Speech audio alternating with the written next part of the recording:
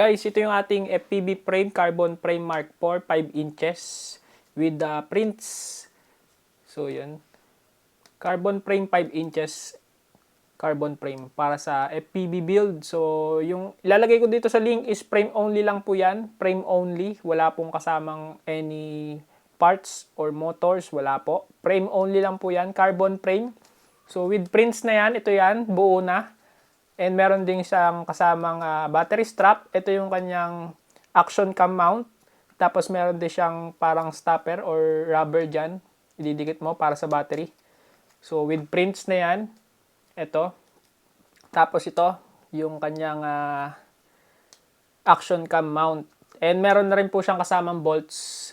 So, 5 inches frame. So, pag binuo mo siya, ganitong frame or ganitong setup yung mabubuo mo.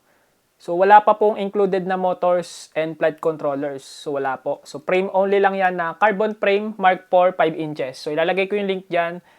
Kung gusto mo mag-order, yan. Check mo yung link dyan. Follow for more.